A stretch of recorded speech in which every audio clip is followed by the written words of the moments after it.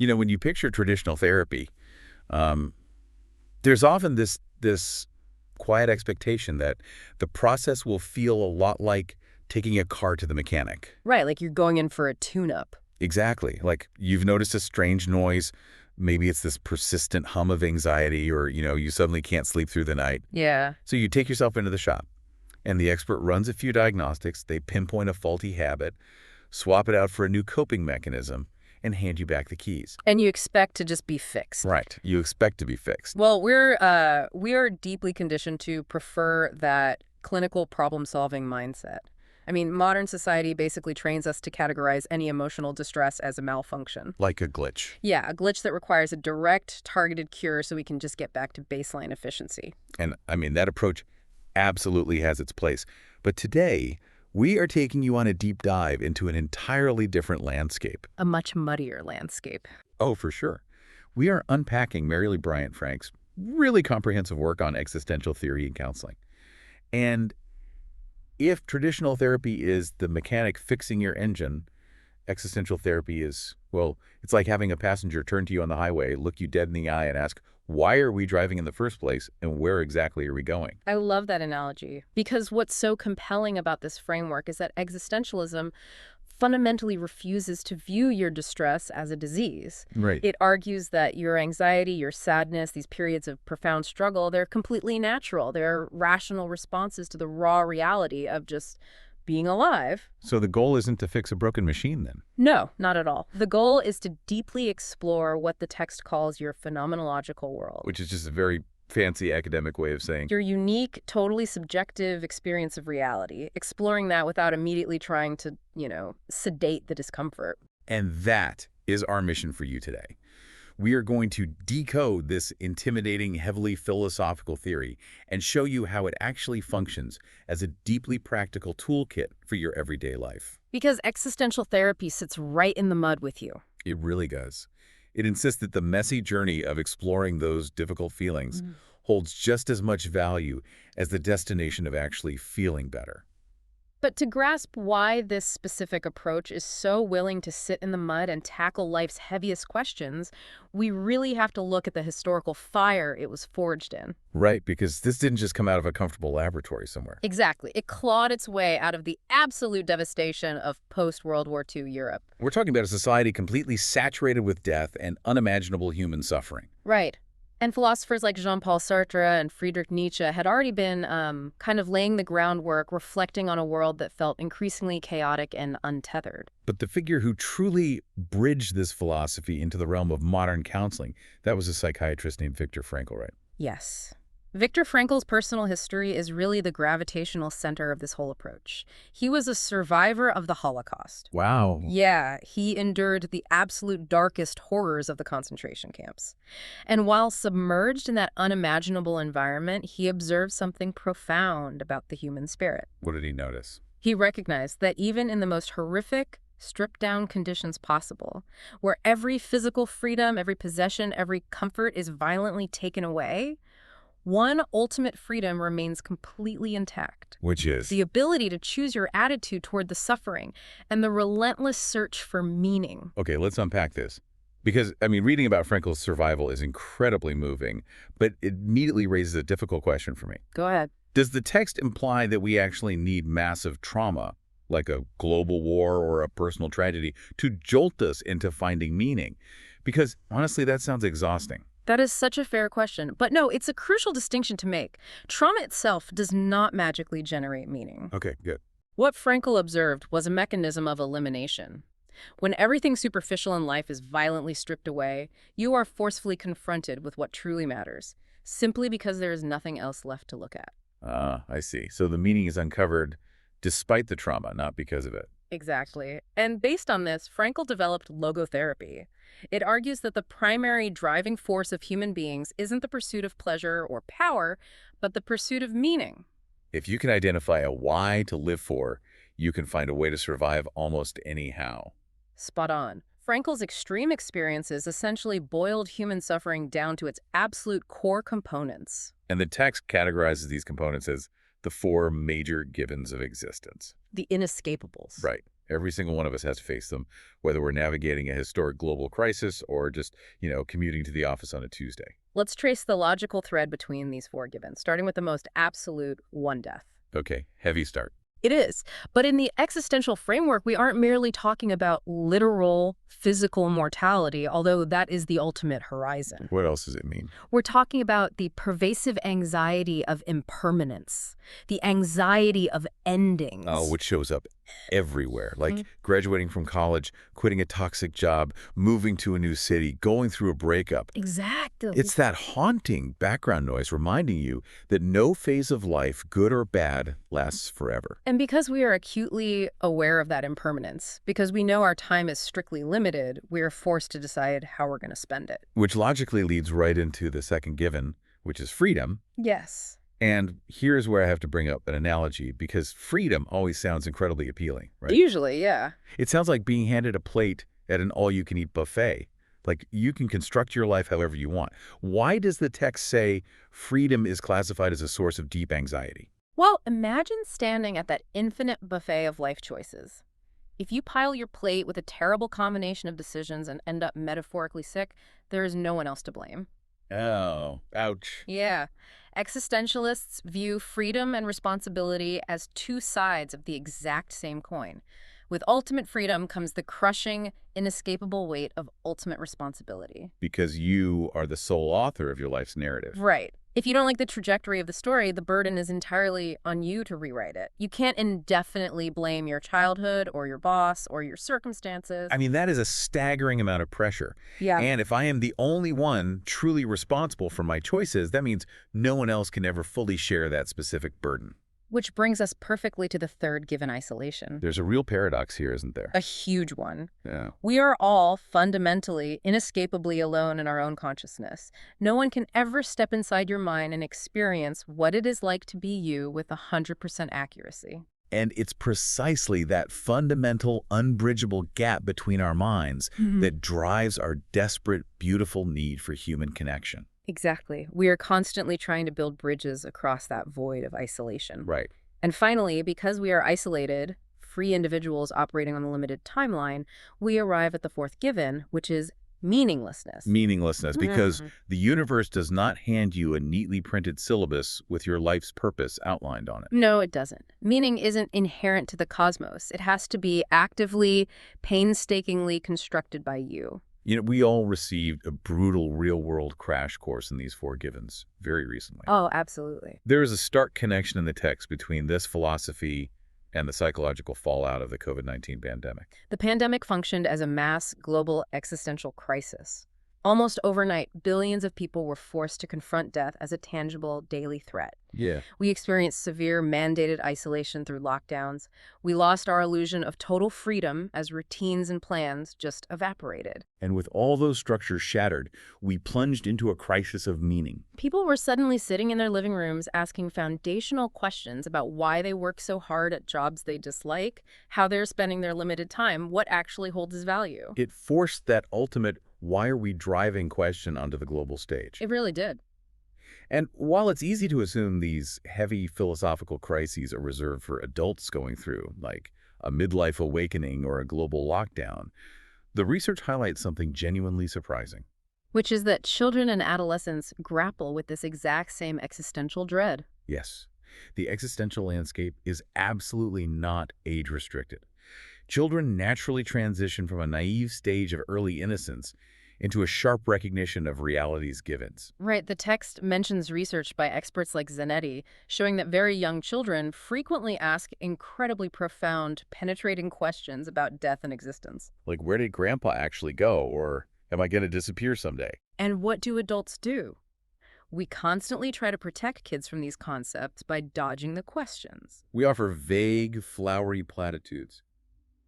But dodging the reality actually backfires, doesn't it? Terribly. It leaves a child to process these massive, terrifying anxieties entirely alone in the dark. Which is heartbreaking. It is. And expanding on that dynamic, the stakes become remarkably high during adolescence. Teenagers aren't merely dealing with fluctuating hormones or academic stress. They're in a desperate, high-stakes search for identity. Exactly. They are colliding head-on with the apparent meaninglessness of the adult world and the sudden, terrifying expansion of their own freedom. Navigating that landscape is often literally a matter of life or death. The text notes that an inability to cope with these givens is a profound predictor of severe depression and suicidal ideation in teens. So if we connect this to the bigger picture, treating a teen's depression purely as a chemical imbalance or a behavioral quirk might completely miss the point. Right, they're having a totally rational philosophical crisis. Yes, you cannot simply medicate away a philosophical awakening. You have to actively help them navigate the terrain. Which brings us to the mechanics of existential therapy itself. How does a counselor step into that incredibly heavy, dark space without simply drowning in despair alongside the client? The answer lies entirely in the nature of the relationship itself. The therapeutic connection isn't just a byproduct of the therapy. It is the therapy. Precisely. This relies heavily on philosopher Martin Buber's concept of the I-thou encounter. Right, Buber categorized human relationships into different levels of depth. So what is an I-it relationship? An I-it relationship is entirely transactional. You treat the other person as an object that serves a specific function. Like placing an order with a barista. Sure. But in a rigid medical model of therapy, it's dangerously easy to fall into an I-it dynamic. The therapist acts as the detached expert subject, and the client is treated as the broken object that needs repairing. But the I-thou relationship shatters that hierarchy. Completely. It is an encounter between two equals that is deeply respectful, fully present, and intensely human. The text uses this beautiful metaphor to describe it. The therapist and the client are two travelers. Two travelers. The therapist isn't sitting safely on a mountain peak shouting directions down at you through a megaphone. They are walking on the muddy road right beside you. Right. And to do that genuinely, the therapist has to drop their professional armor. They have to risk being known and potentially changed by the encounter themselves. That requires an immense capacity for vulnerability. It does. Existential counselors don't rely on rigid step-by-step checklists. They use fluid techniques. Like what? Well, one of the most powerful mechanisms is simply presence. Just the act of being totally, genuinely attuned to the client in the room, refusing to hide behind psychological jargon. And the text also mentions dream work, which I found fascinating. We aren't talking about mystical fortune-telling here. No, not at all. This is about utilizing dreams as an unfiltered window into how a client is grappling with those four givens. Because dreams effortlessly bypass our everyday waking defenses. Exactly. They vividly illustrate our most primal, deeply buried fears regarding isolation or the anxiety of death. But to truly understand how this I-thou connection and these techniques physically alter a person's life, we need to look at real-world application. Abstract theory is great, but the clinical practice is where the actual transformation happens. Let's bring this to life with the case of Lonnie from the chapter. Oh, Lonnie, the graduate student. Yes. So Lonnie has been making fantastic progress in therapy. He's right on the verge of graduating. His career prospects are looking up. But suddenly he starts ghosting his counselor. He just disengages, cancels appointments, and seems to be actively self-sabotaging this highly supportive relationship right at the finish line. And here's where it gets really interesting.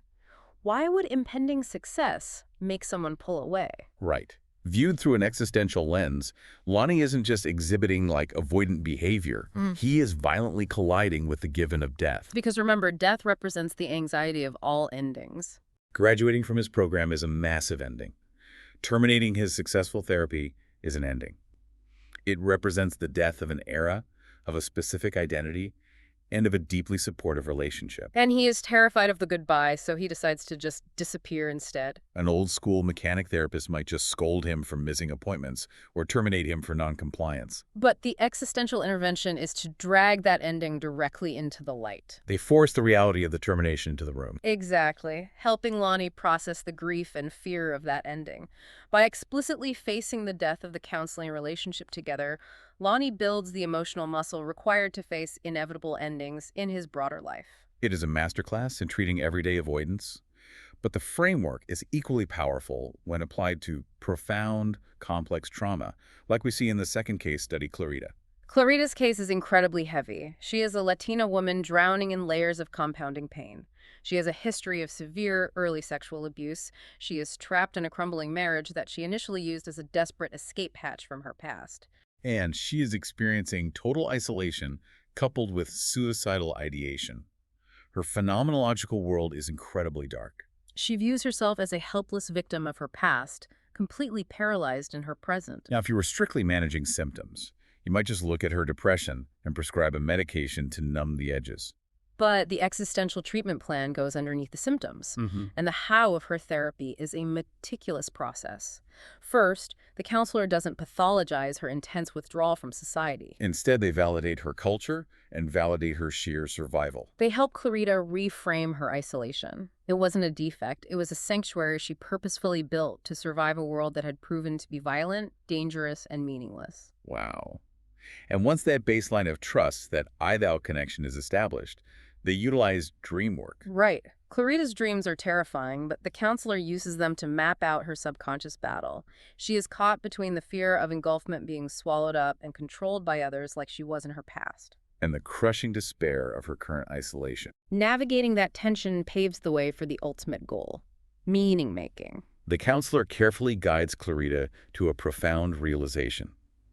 While it is an undeniable fact that she was a victim of horrific, uncontrollable circumstances in her past, she does not have to adopt the identity of a victim for her future. She retains her freedom, and therefore she holds the responsibility to make new choices. By uncovering her own resilience, she slowly learns to connect with others authentically, stepping out of her fortress of isolation.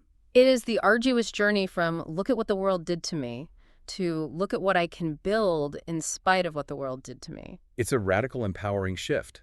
But, because the journey is so highly individualized and philosophical, it exposes the primary criticism of this entire therapeutic approach. Yeah, the limitation is glaringly obvious to modern clinical science. Existential therapy is notoriously difficult to measure. We live in an era of healthcare that demands quantifiable data, standardized spreadsheets, easily measurable outcomes. And how do you assign a numerical value to a client's search for meaning? Right.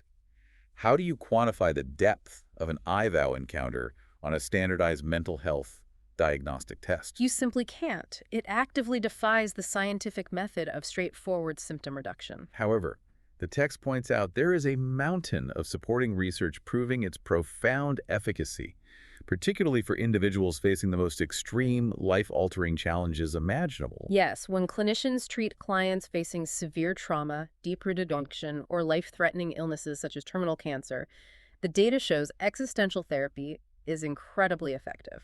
Because when you are staring directly at your literal mortality, a behavioral coping mechanism just isn't enough. No, you need a deeply rooted reason to endure the suffering. This therapy significantly reduces despair because it fosters a sense of awe, it connects the individual to the broader tapestry of human experience, and it instills a profound sense of responsibility for however much time they have left. It doesn't attempt to cure the human condition. It equips you to navigate it with your eyes wide open. Beautifully said. And that brings our entire discussion full circle.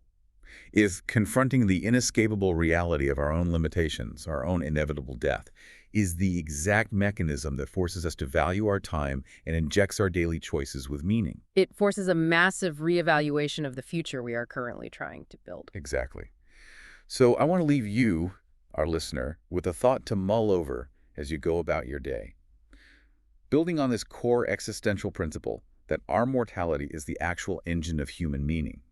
What happens to our sense of purpose in an age where tech billionaires are pouring endless capital into trying to literally cure death? It's a wild thought experiment. Right.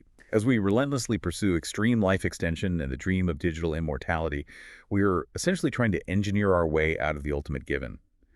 But if we succeed, if the timer never actually runs out, and we never have to truly say goodbye, do our choices still carry any weight?